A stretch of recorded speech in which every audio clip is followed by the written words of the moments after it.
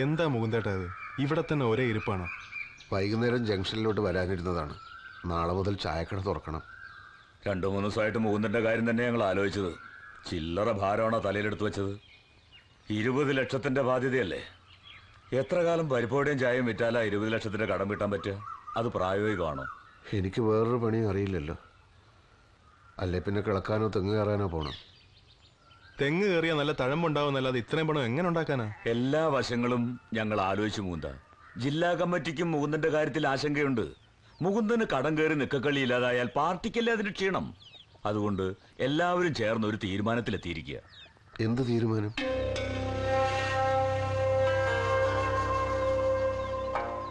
മുകുന്ദേട്ടൻ എന്തായാലും പാർട്ടിയിൽ നിന്ന് ലീവ് എടുക്കാൻ തീരുമാനിച്ചിരിക്കുകയല്ലേ. ആ സമയം എന്ന് വെച്ചാ 2-3 കൊല്ലം ദുബായ് പോയി ജോലി ചെയ്തൂടെ? ഐസ് മിഠായി വിറ്റ് നടന്നിരുന്ന കുമാരൻ, കൂലിപ്പണിക്കാരൻ വാസു, ആശാരി ബാലൻ, അങ്ങനെ എത്ര പേരാ ഗൾഫിൽ പോയി ലക്ഷപ്രഭുക്കളായത്? എന്നെ ഒരു ലക്ഷപ്രഭു ആക്കാനാണോ പാർട്ടിയുടെ തീരുമാനം? ലക്ഷങ്ങളുടെ കടം വന്നാൽ അത് വീട്ടാൻ ലക്ഷങ്ങൾ തന്നെ വേണ്ടേ? മറ്റാരെങ്കിലും സഹായിക്കാമെന്ന് വെച്ചാൽ അത് മുകുന്ദന് സമ്മതമല്ല. എന്തായാലും ചായക്കട നടത്തി ഈ കടം വീട്ടാമെന്ന് സ്വപ്നത്തിൽ പോലും ചിന്തിക്കേണ്ട. ദുബായ് എന്ന് പറയുമ്പോൾ ഞാൻ വേണേ ക്യൂബയിലോ ചൈനയിലോ പോകാം. ക്യൂബയും ചൈനയും കമ്മ്യൂണിസ്റ്റ് രാജ്യങ്ങളൊക്കെ തന്നെ. പക്ഷെ ഒരു വിദേശിക്ക് ജോലി കൊടുക്കാനുള്ള വകുപ്പൊന്നും അവിടെ ഇല്ല. അഥവാ ജോലി കിട്ടിയാൽ തന്നെ നല്ല ശമ്പളം കൊടുക്കാനുള്ള സാമ്പത്തിക ശേഷി ക്യൂബയ്ക്കില്ല. ആര് പറഞ്ഞു? Fidel Castro. മൂപ്പര് നിരന്തരമായി അമേരിക്കയുമായി സംഘർഷത്തിലായതുകൊണ്ട് അവിടെ സ്ഥിതിയൊക്കെ അല്പം മോശം.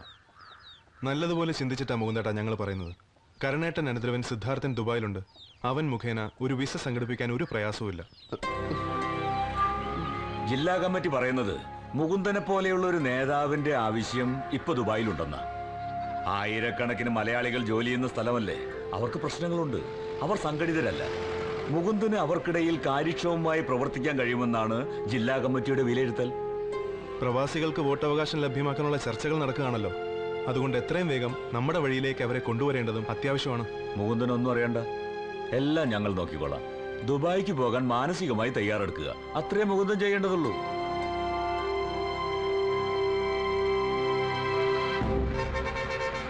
ബസ് വരുന്നുണ്ട്.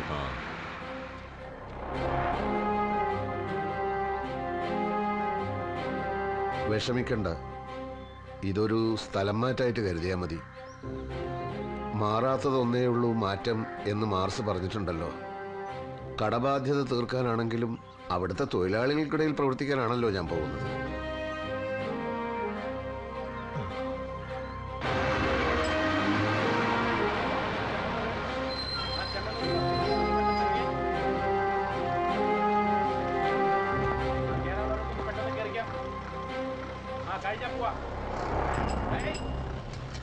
ലാൽ സലാം.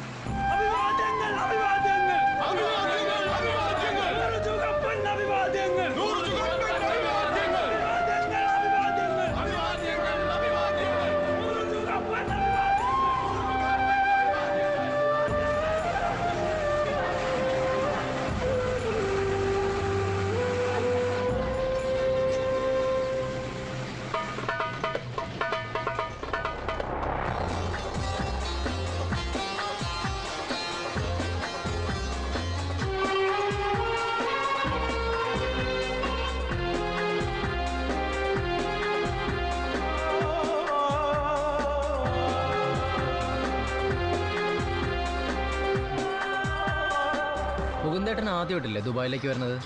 അതെ, സിദ്ധാർത്ഥൻ ഇവിടെ ഉണ്ടല്ലോ എന്നുള്ളതായിരുന്നു ആകെയുള്ളൊരു ധൈര്യം.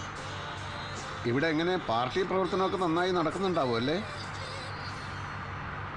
സഖാവ് കരുണന്റെ അനന്തരവനോട് അങ്ങനെ ഒരു ചോദ്യം ചോദിക്കേണ്ടതില്ലെന്ന് അറിയാം. സിദ്ധാർത്ഥൻ ഇപ്പോൾ ഇവിടെ വന്നിട്ട് എത്ര കാലമായി? 4-5 കൊല്ലമായി. പാർട്ടി പ്രവർത്തനം എന്ന് പറഞ്ഞാൽ മുകുന്ദേട്ടൻ എന്താ ഉദ്ദേശിക്കുന്നത്? പാർട്ടി പ്രവർത്തനം എന്ന് പറഞ്ഞാൽ തന്നെപ്പോലെ തൻ്റെ സഹജീവികളും തുല്യ നിലവാരത്തിൽ ജീവിക്കുന്നുണ്ടെന്ന് ഉറപ്പുവരുത്തുക. അവരെ ചൂഷണം ചെയ്യാൻ ശ്രമിക്കുന്ന ബൂർഷാ ശക്തികളെ ശക്തമായി ഉപരോധിക്കുക. അതൊക്കെ നോക്കാൻ ഈ രാജ്യത്ത് ഒരു നിയമവ്യവസ്ഥ ഉണ്ടല്ലോ. ഉണ്ടാവാം, എന്നാലും കുത്തക മുതലാളിമാർ ഇവിടെ വളരെ കൂടുതലാണെന്നാണ് കേട്ടിട്ടുള്ളത്. സത്യം പറഞ്ഞാൽ ചൈനയിലോ ക്യൂബയിലോ പോകണമെന്നായിരുന്നു എൻ്റെ ആഗ്രഹം. എങ്കിൽ നന്നായനെ ക്യൂബ.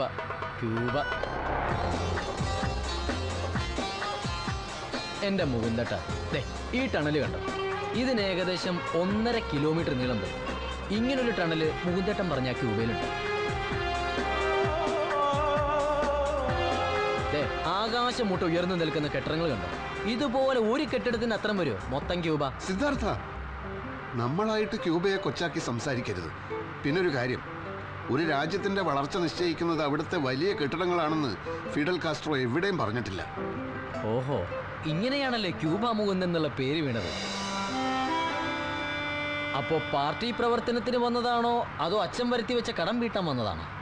രണ്ടും ഉദ്ദേശിക്കുന്നുണ്ട്. തൊഴിലാളികളുടെ പ്രശ്നങ്ങൾ പഠിച്ച് അപ്പപ്പോ പാർട്ടി സെക്രട്ടേറിയറ്റിൽ റിപ്പോർട്ട് ചെയ്യണം.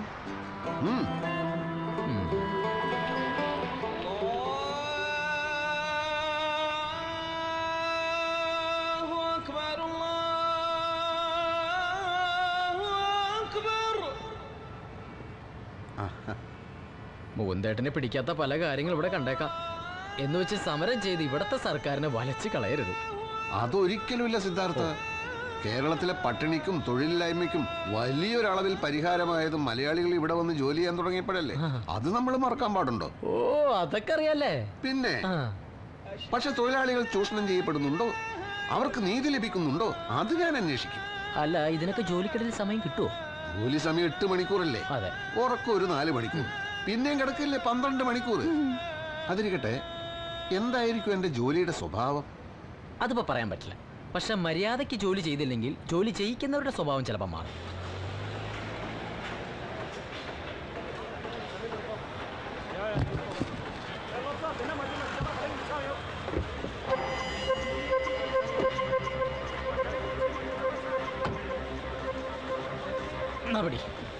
അയ്യോ, ഇതെന്തിനാ ഇങ്ങോട്ടെടുത്തത്? റൂമിൽ വെച്ചാ പോരായിരുന്നോ? കൂടെ കൊണ്ട് നടക്കുന്നത് എപ്പോഴും സൗകര്യം. മാത്രമല്ല, തൊഴിലാളികളുടെ പ്രശ്നങ്ങൾ നേരിട്ട് കണ്ട് പഠിച്ച് റിപ്പോർട്ട് തയ്യാറാക്കാനുള്ള പെന്നും പേപ്പറും ഫയലൊക്കെ ഇതിനകത്തല്ലേ. ജൽദി കരോ. അസ്സലാമു അലൈക്കും. വാലൈക്കും അസ്സലാം.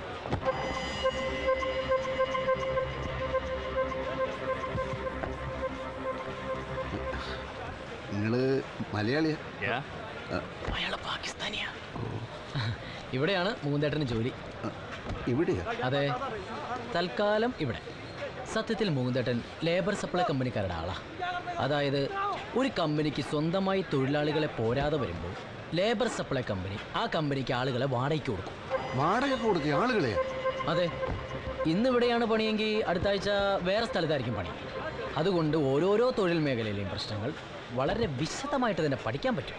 എന്തായിരിക്കും എൻ്റെ ജോലിയുടെ ഒരു സ്വഭാവം? അത് ഉടനെ തന്നെ മനസ്സിലാവും. ഇത് അയാളുടെ കൂടെ അങ്ങോട്ട് പോയാൽ മതി. ഞാൻ അങ്ങോട്ട്. അല്ല, നീ അങ്ങനെ പോയാൽ എനിക്ക് റൂമിലേക്ക് തിരിച്ചു വരാനുള്ള വഴി അറിയില്ലല്ലോ. കമ്പനി താമസിക്കാനുള്ള സ്ഥലം തരും, അങ്ങോട്ട് എത്താനുള്ള ട്രാൻസ്പോർട്ടേഷൻ ഉണ്ടാവും, ഒക്കെ ഞാൻ ഏർപ്പാടാക്കിയിട്ടുണ്ട്. അത് കമ്പനിക്കൊരു ബുദ്ധിമുട്ടാവില്ലേ? കമ്പനിക്ക് ഒരു ബുദ്ധിമുട്ടുണ്ടാവില്ല. വളരെ വിശാല മനസ്കതയുള്ള കമ്പനിയാ. ലാൽ സലാം. चल रहे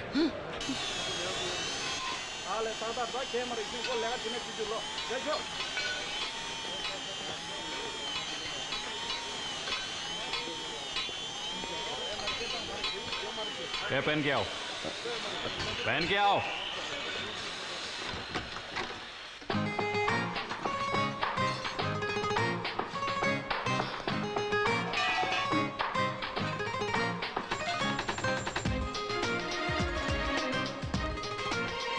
सामान सब उधर रख. अरे उधर रख. ബാഗ് അവിടെ വെക്കാനാ പറഞ്ഞത്. जाके काम करो, जाके काम करो. ये सब उठा के उसका सिर पर रखो. जी साहब.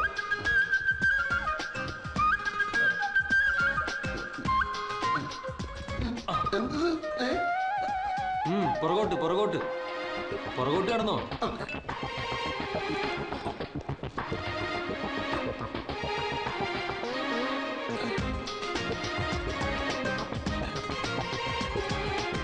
मलबारी इधर इधर ऊपर ले गया.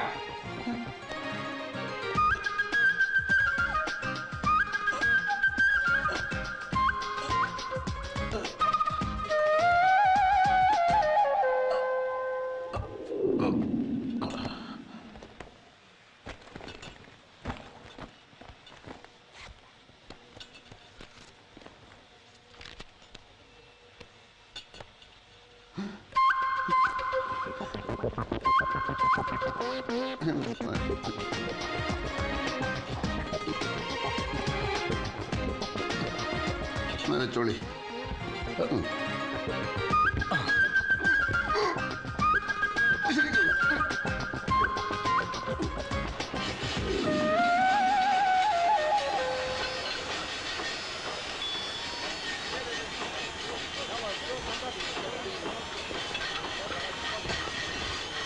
നിങ്ങൾ മലയാളിയാ?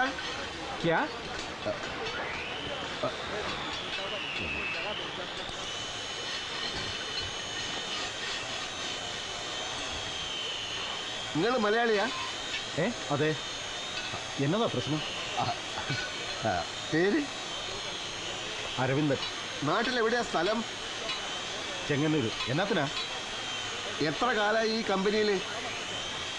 4-5 കൊല്ലമായി. തനിക്ക് എന്നാ വേണം? അല്ല, ഇവിടുത്തെ തൊഴിൽ സാഹചര്യങ്ങളിൽ താങ്കൾ തൃപ്തനാണോ? അല്ലെങ്കിൽ അല്ലെങ്കിൽ എന്തുകൊണ്ട് തൃപ്തനല്ല എന്ന് പറയണം. പറഞ്ഞ പരിഹാരം ഉണ്ടാക്കാം. ആര്? നിങ്ങളോ? നിങ്ങൾക്ക് എല്ലാ വിവരവും അറിയണമെങ്കിൽ ഇതാ അവിടെ ചോദിച്ചാൽ മതി.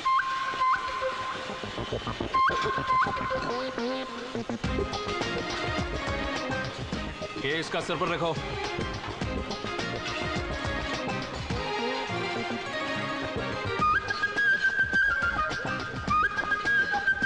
जाओ। काम चोर साहब।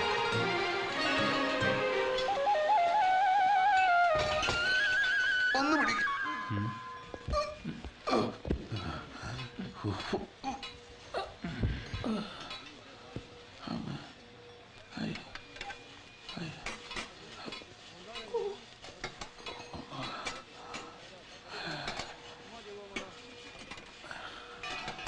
ഇനി അരമണിക്കൂറും കൂടി കഴിഞ്ഞാൽ ഇന്നത്തെ പണി കഴിയല്ലേ? എന്തുട്ട്? ഇന്നത്തെ പണി കഴിയാൻ ഇനി ഒരു 4.5 മണിക്കൂറും കൂടി വേണം. അപ്പൊ ഇവിടുത്തെ ജോലി സമയം 8 മണിക്കൂറല്ലേ? 8 മണിക്കൂറേ. ഇത് ഭയങ്കര കഷ്ടാണല്ലോ. ഇവിടെ ചോദിക്കാനും പറയാനൊന്നും ആരുമില്ലേ? ആരാ ഇവിടുത്തെ യൂണിയൻ സെക്രട്ടറി? യൂണിയനാ? അതാ വരണു. യൂണിയൻ സെക്രട്ടറിയും പ്രസിഡന്റും ഖജാൻജിയും ഒക്കെ ആ ഗടിയാ. അങ്ങേരോട് പറഞ്ഞാൽ മതി.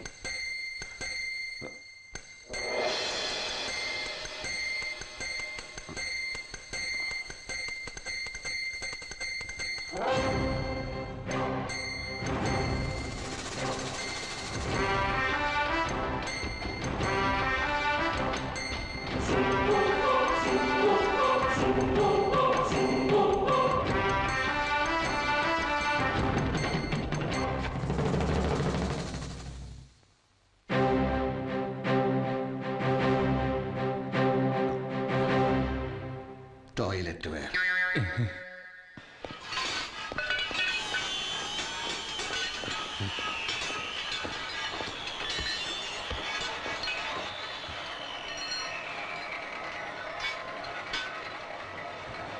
ഇൻക്ലാബ് സിന്ദാബാദ്!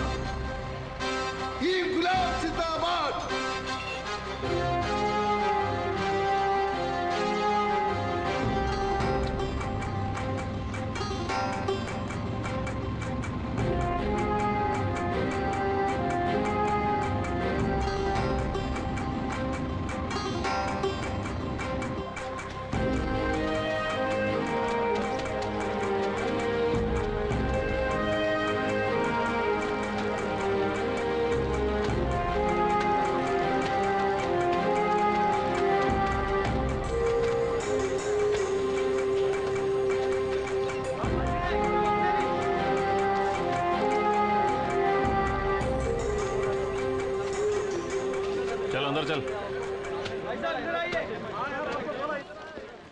ഇതാണ് സൂപ്പർവൈസർ പറഞ്ഞ പുതിയ ആള്.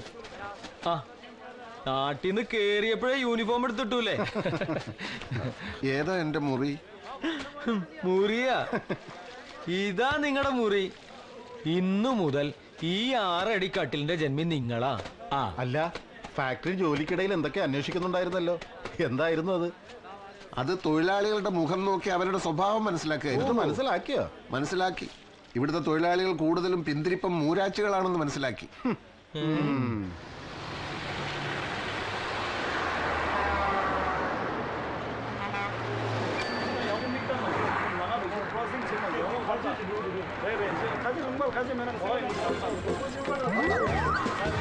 സിദ്ധാർത്ഥ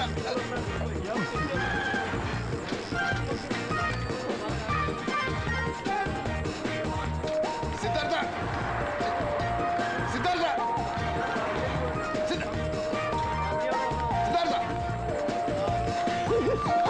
മുകുന്ദേട്ടൻ ഞാൻ എത്ര പ്രാവശ്യം വിളിച്ചു? ആണോ? അയ്യോ, ഈ ബഹളത്തിനിടയ്ക്ക് കേൾക്കണ്ടേ. പിന്നെ എങ്ങനെയുണ്ട് മുകുന്ദേട്ട ജോലിയൊക്കെ? നല്ല സുഖമല്ലേ? നല്ല സുഖാണ്. ആ, ഒരു പ്രത്യേകതരം സുഖം. ജനിച്ചിട്ട് ഇത്രയും കാലമായിട്ടും കിട്ടാത്തൊരു സുഖം. അപ്പൊ കൂടെ പറിക്കുന്നവർക്കും ഇതുപോലെ സുഖമല്ലേ? അവർ ഈ സുഖം കുറെ നാളായിട്ട് അനുഭവിക്കുന്നത് കൊണ്ട് അവർക്ക് എന്റെ അത്ര സുഖമുള്ളതായി തോന്നിയില്ല. അല്ല, അങ്ങനെ വല്ലതും ഉണ്ടെങ്കിൽ നോട്ട് ചെയ്ത് വെച്ചോളൂ. പാർട്ടി സെക്രട്ടേറിയറ്റിൽ റിപ്പോർട്ട് കൊടുക്കണ്ടല്ലേ? അത് ഞാൻ അപ്പപ്പോ നോട്ട് ചെയ്യുന്നുണ്ട്. ആ, 12 മണിക്കൂർ തുടർച്ചയായി ചുമടെടുക്കുന്നതിലോ, വാതിലില്ലാത്ത കുളിമുറിയിൽ കുളിക്കുന്നതിലോ, ഉപ്പില്ലാത്ത കുബൂസ് തിന്നുന്നതിലോ ഒന്നിനും ഒരു വിരോധമില്ല. പിന്നെ എന്താ പ്രശ്നം? പക്ഷേ ഇച്ചിരി കാറ്റും ഇച്ചിരി വെളിച്ചമുള്ള സ്ഥലത്തായിരുന്നു പണിയെങ്കിൽ കുറച്ചുകൂടെ നന്നായിരുന്നു. എന്തിനാ ഇച്ചിരി കാറ്റും ഇച്ചിരി വെളിച്ചമാക്കണേ? നല്ല കാറ്റും നല്ല വെളിച്ചമുള്ള സ്ഥലത്ത് ഞാൻ ആക്കി തരാം, പോരെ? അത് മതി.